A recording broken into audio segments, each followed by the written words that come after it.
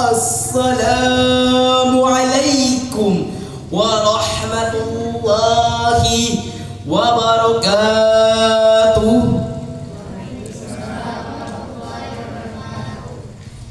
Alhamdulillahi rabbil alamin. Assalatu wassalamu ala asrafil anbiya'i wal mursalin Sayyidina Muhammadin wa ala alihi wa sahbihi ajma'in. Amma ba'd. Alhamdulillah, tiada kata yang paling indah kecuali syukur kita kepada Allah yang maha pengasih, yang kasihnya tak pernah pilih kasih, yang maha penyayang, yang kasih sayangnya tidak pernah terbilang kepada hamba-hambanya yang beriman. Salawat serta salam tak lupa kami curahkan kepada putra Abdullah, junjungan alam, seorang reformis sejati, pembawa keselamatan dan kebahagiaan hakiki. Siapa lagi kalau bukan Nabi Muhammad sallallahu alaihi wasallam yang telah membawa umat manusia dari masa kegelapan menuju masa yang terang benderang, yang diterangi oleh iman, Islam dan ihsan. Begitu pula salam pada keluarga dan para sahabatnya serta umatnya yang setia hingga akhir zaman. Dewan Hakim yang arif dan bijaksana, hadirin yang kami hormati, sungguh menjadi sebuah ironi ketika fakta dan realita berbicara bahwa kualitas moral generasi muda saat ini yang semakin lama semakin merosot. Bahkan yang lebih menyesakan dada adalah fakta bahwa kualitas moral generasi muda yang terserang virus dan dijangkiti penyakit akut berupa dekadensi moral yang sangat memiriskan hati. Moral anak bangsa sebagai pelanjut estafet kepemimpinan bangsa jauh dari nilai dan norma ketimuran. Pergaulan bebas tanpa mengindahkan norma-norma sosial dan agama yang berlaku semakin marak bak jamur di musim hujan. Narkoba dan perilaku seks bebas seperti menjadi hal yang lumrah di kalangan muda-mudi Indonesia saat ini. Jika hal ini dibiarkan secara terus-menerus berlangsung, maka akan berdampak pada hilangnya jati diri anak bangsa. Padahal agama menghendaki negara begitu menanti sosok generasi muda yang berkarakter tangguh, mandiri dan berjiwa nasionalis, yang senantiasa mengabdi kepada agama, bangsa dan negara. Agama memerintah, negara menggugah semangat jiwa generasi muda dalam meneruskan perjuangan bangsa. Oleh karena itu hadirin, untuk memberikan konsep solutif konstruktif melalui kesempatan ini, kami akan membahas syarahan yang berjudul Penguatan Pendidikan Karakter Menuju Jati Diri Bangsa, dengan lantasan surah Al-Kahfi ayat 13 berikut ini. A'udzu billahi minasy syaithanir rajim.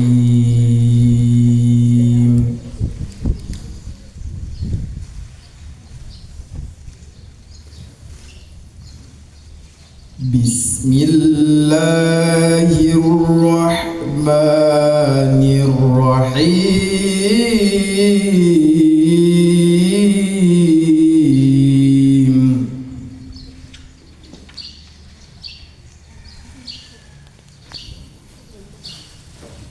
Nahnu naqussu 'alaika naba'ahum bil haqq.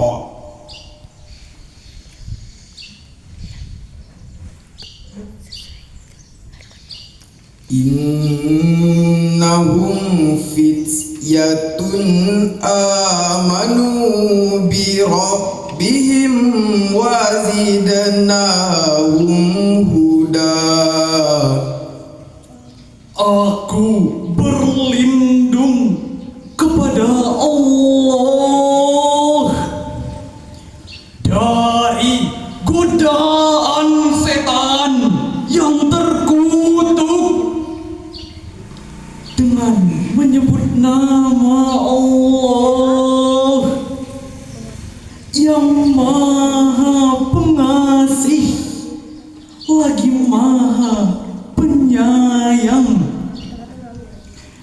Kami ceritakan kepadamu Muhammad kisah mereka dengan sebenarnya.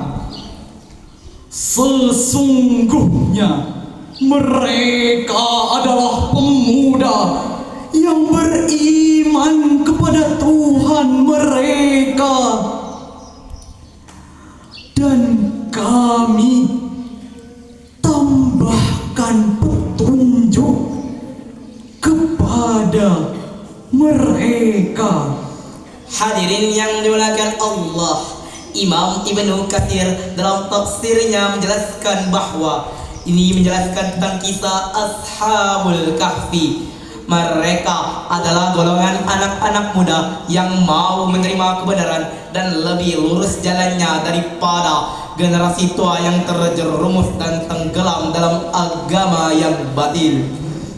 Imam Ali As-Subni dalam tafsirnya Safwatut Tafasir menjelaskan tentang ayat itu bahwa kami ceritakan kepadamu ya Muhammad berita aneh mereka pemuda Ashabul Kahfi dengan cerita yang sebenar-benarnya tanpa dikurangi maupun ditambahkan sedikit pun. Sedangkan Khalid Abdurrahman Al-Baqi dalam Sifhatul Bayan bil Ma'anil Quran menjelaskan tentang ayat itu. Konon pada zaman pemerintahan Raja Daqyanus hiduplah beberapa orang pemuda. Mereka bersikeras menyebarkan agama yang baru yang berbeda dengan agama rajanya. Lalu mereka dikejar dan hendak dibunuh oleh para prajurit raja. Akhirnya mereka berlindung di sebuah gua selama beberapa ratus tahun.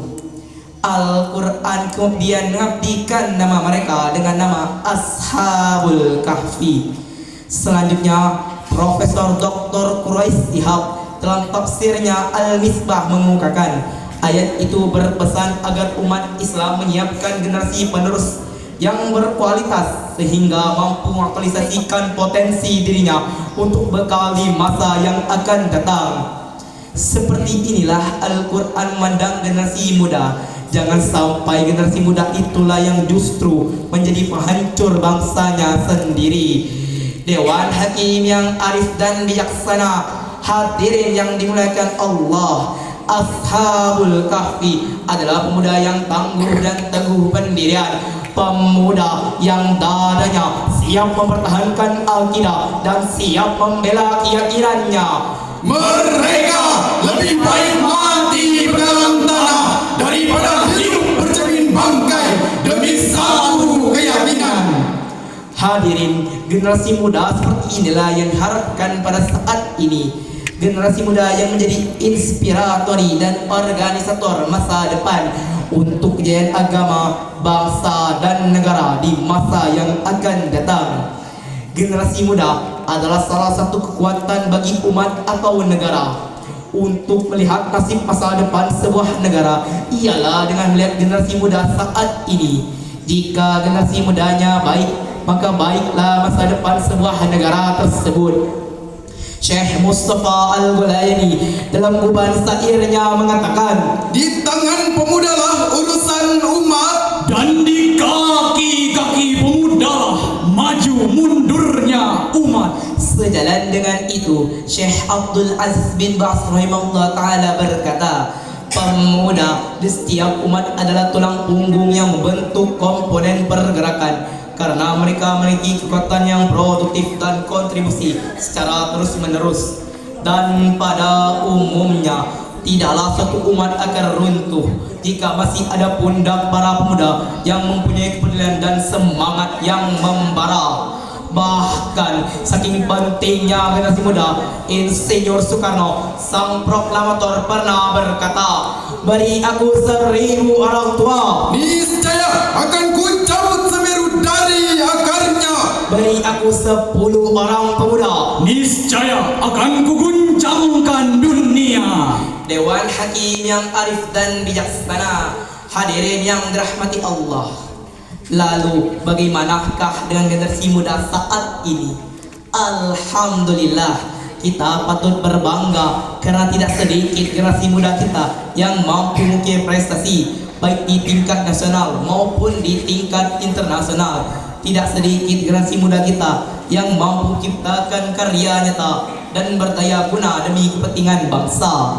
Namun hadirin, di balik prestasi tersebut, kita tidak bisa menutup mata bahwa masih banyak generasi muda kita yang kehilangan jati dirinya, terpuruk dalam curah akhlak yang luar biasa, Terbius dalam pergaulan bebas Seks bebas dan pengaruh narkoba.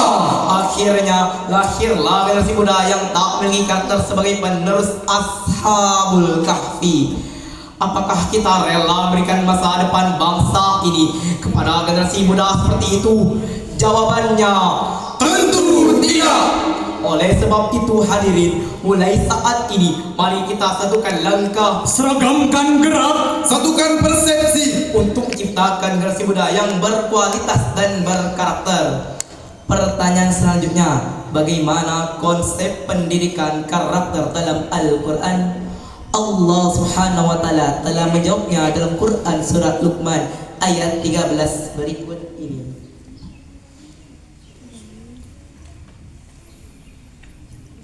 Wa idh qala Luqmanu libnihi wa huwa ya'idhu ya bunayya la tusyrik billah.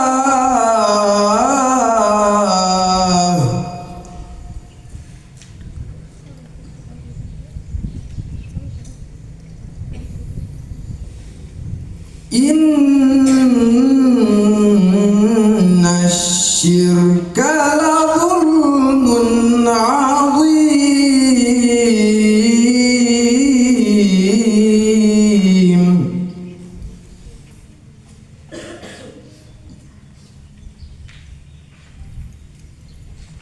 Inna syirka la zulmun azim.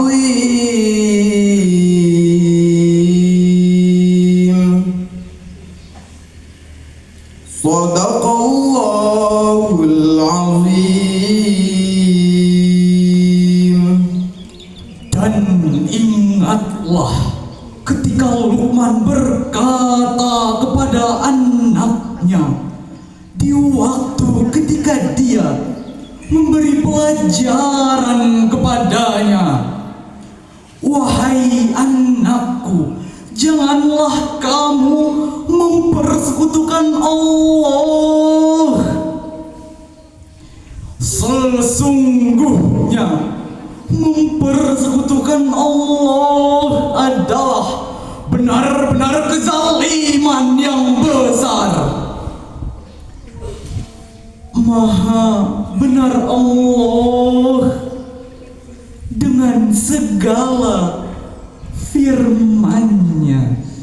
Profesor Dr. Quraisy Ihab dalam tafsirnya Al-Misbah menjelaskan tentang ayat itu merupakan inti ajaran keimanan yang diterapkan Luqmanul Hakim dalam bentuk karakter putra-putrinya. Ini artinya dalam bentuk karakter generasi muda hendaknya dimulai membangun fondasi keimanan yang kuat, karena keimanan yang kuat akan munculkan generasi yang berkarakter tauhid, yaitu Generasi beriman, berilmu, dan berakhlakul karimah. Dewan Hakim yang arif dan bijaksana, hadirin yang dirahmati Allah. Sebagai penutup dari syarahan ini dapat disimpulkan bahwa konsep pendidikan karakter dalam Al-Quran merupakan keniscayaan jika kita menginginkan kejayaan agama, bangsa dan negara yang memunculkan generasi berkarakter tauhid, yaitu generasi beriman, berilmu dan berakhlakul karimah. Caranya adalah dimulai dengan bangun fondasi keimanan yang kuat melalui pendidikan agama dan akhlak. Demikianlah syarahan Quran yang dapat kami sampaikan. Kami tutup dengan pantun. Jalan-jalan ke kota Mekah, Tidak lupa membeli kurma Semoga syarahan kami membuah berkah dan bermanfaat bagi kita semua. Hari Raya masak opor ayam. Untuk dibagikan kepada sesepuh. Kami tutup syarahan ini dengan salam. Wassalamualaikum warahmatullahi wabarakatuh.